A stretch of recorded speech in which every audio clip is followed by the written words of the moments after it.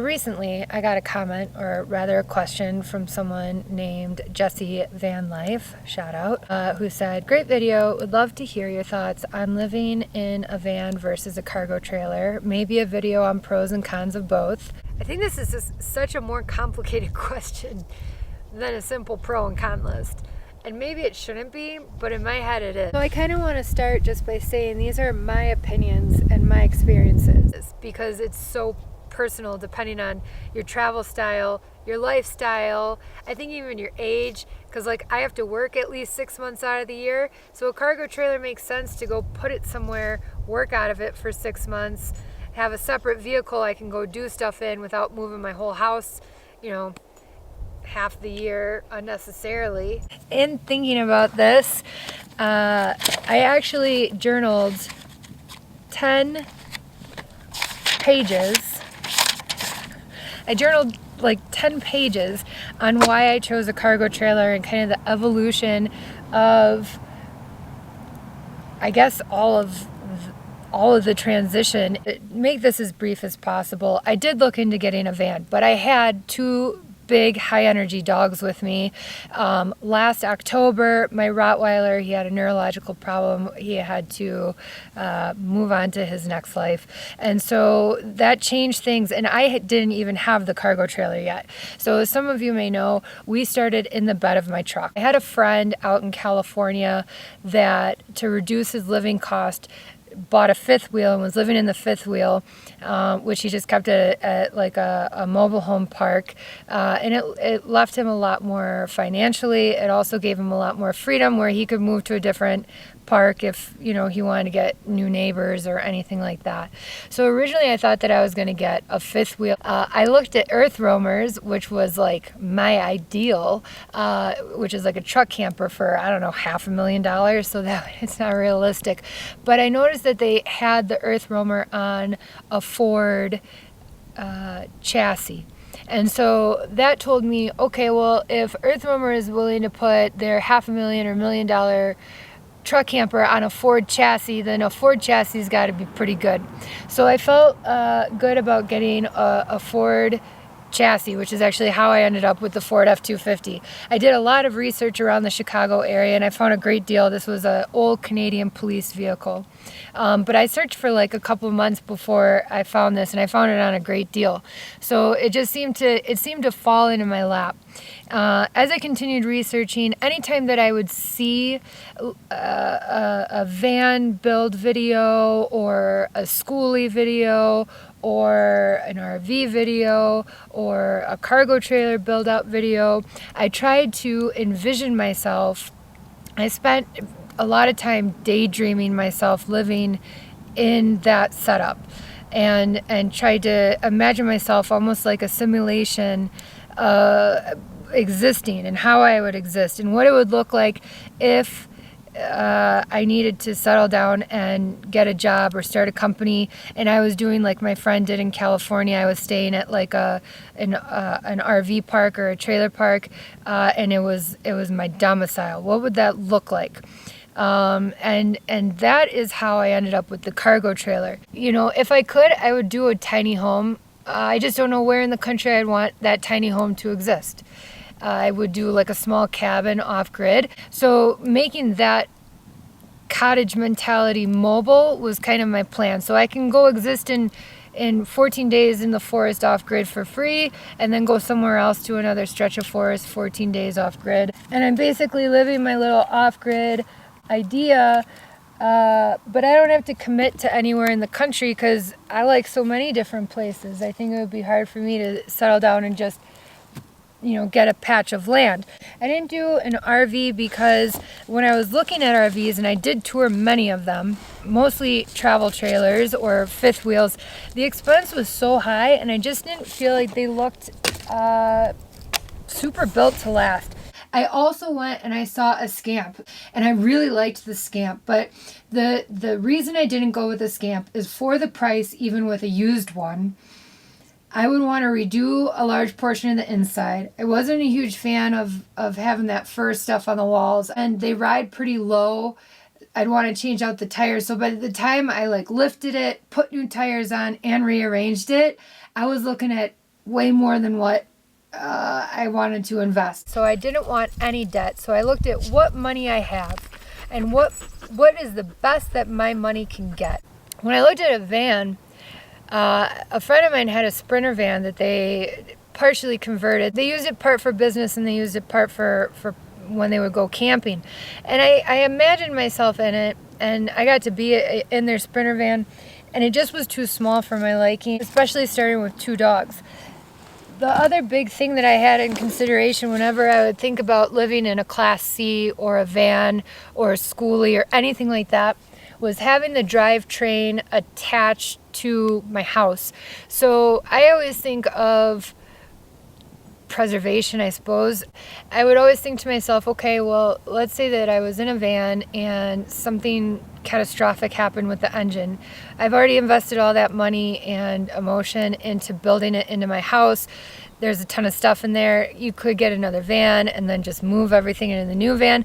But then you're thinking about, okay, well, it's insulated. I'd have to re-insulate, make windows and vents and all of that. So an example of having your engine compartment separate from your house would be the following. I was on my way out of Truth or Consequences, New Mexico, headed south, and my truck broke down. It ended up that my low pressure fuel pump went out. I called the tow truck. Luckily I had AAA, and they towed me all the way down to La Cruces, and I ended up at the Ford dealership for 7 days living in the bed of the truck. Now thankfully that dealership was kind and let me stay on the property of the dealership, so I didn't have to go pay for a hotel. Granted, depending on your insurance, maybe they pay for you to go to a hotel.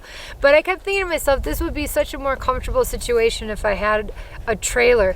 Or I could, Slim Potato Head, that channel, Slim Potato Head, he just put out a video where he was in Oregon actually. His Jeep broke down and it took him several days to get his part in, but his tow truck driver dropped his trailer off at a campground, and then his truck or his Jeep was in the shop for the few days. So instead of sitting on the dealership grounds for 7 days, I could have, had a trailer home that was off in a campground somewhere. So, that is part of the reason that I really like the idea of having a trailer as opposed to an all-in-one thing. My philosophy in having something separate was if anything ever happened to the truck, then I still have the cargo trailer. Vice versa, if something ever happens to the cargo trailer, I still have the truck, and I lived in the bed of the truck for 6 months, so I could certainly do that again. So going forward in my head, I still ask myself this question because again, you look at van life and it's very sexy, and I just don't know that that's a reality I want. I also know that I move like a turtle. I think of my trailer as more like my turtle shell. It's my home, but we move slow with it, and I'm okay with that. My camping style is to be somewhere for a long time. It's more about like living free, living a very fiscally conservative life. For a van, the pro is you have everything all in one. People talk about safety, where you can jump up into the driver's seat easily and just speed away if you felt unsafe. The thing is that I've never felt unsafe. The only time I ever felt unsafe was in Montana, and we had a grizzly bear come into our camp, and we were all outside at the time anyway, me and the dogs, and so we just hopped into the truck just like we would have to hop into the van. So that's the only time I ever felt unsafe the entire time, is when that grizzly bear, I was so scared. When that grizzly bear came into our camp, I was so scared. That's the only time I've ever felt unsafe. My fire went out. So I think if you want to stealth camp, a van would be better. Also, if you stealth camp and you're like in a city environment, you might have more of a need to jump into the driver's seat and speed away. That's just not my reality with the way that I camp. Another consideration is how you're going to work on the road. I plan to work in the forest each summer. With the company that I got into, they give me a free camp spot and I get an hourly wage, which if I budget well and God is good to me, I can make that last all year. You know, travel a little bit for 6 months and then be somewhere for 6 months. So the cargo trailer also is nice for that type of a setup where my work style, my work life is going to be somewhere for 6 months in a forest and work, and then, you know, I'll be free for 6 months. And I just liked the idea of doing that out of a cargo trailer as opposed to a van. The negatives of the cargo trailer. It's a whole separate entity from your vehicle, so it means it needs its own separate insurance. You have extra axles, wheels, wheel bearings, maintenance. It's another moving thing to maintain. There's the issue of finding your comfort in towing and backing up. That's really all the negatives I can think of. I love my cargo trailer. I think the biggest thing is you're gonna be happy if you're happy inside. You're not going to be happy. I mean, there's going to be pros and cons with everything. So if you're happy in a travel life, your rig's not going to be as dependent on your happiness because your happiness is coming from inside. So as a quick recap, I chose the trailer because price, a lot more room and a lot more comfort. I knew that I didn't need to be in a city and stealth camp. I also knew that I would be working in a national forest for at least 6 months out of the year. So it made sense to me to be able to drop my house and then travel in my truck. I wanted the durability. While a van is obviously very durable, as I mentioned, your house is attached to all the driving mechanism. I knew a cargo trailer could last me for decades. A travel trailer, like an RV, probably not. Cargo trailer is easy to fix even with the extra axles and the wheel bearings. It's relatively inexpensive to manage those things or even to replace those things. I liked that a cargo trailer was fully customizable. For the price and for the space, a cargo trailer made sense for me. Cargo trailers are much more efficient at getting into these back areas than RVs are. The resale value. The resale value of a cargo trailer is going to be high. Once you modify a van, as much as a lot of times they are for van life, it can affect the resale value. Cargo trailer really holds its value. Even though any type of vehicle is a liability as opposed to an asset, I felt that the cargo trailer was more of an asset than would be if I went with a different type of investment. And then the biggest thing was comfort, room, and being able to insulate it and do it the way that I wanted. There's a lot of comfortability having the space of the cargo trailer. They're super versatile. So something that I would recommend is going to even rental places. There's so many companies out there now where you can rent a van to do a temp experience of van life. You could rent an RV, see what a Class C feels like, see what a Class B looks like.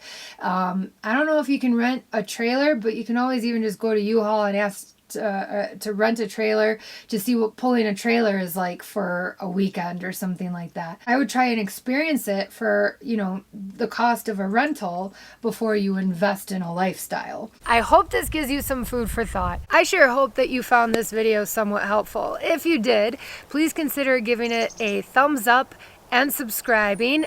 Let's and ride. I wish I was as important as a squirrel.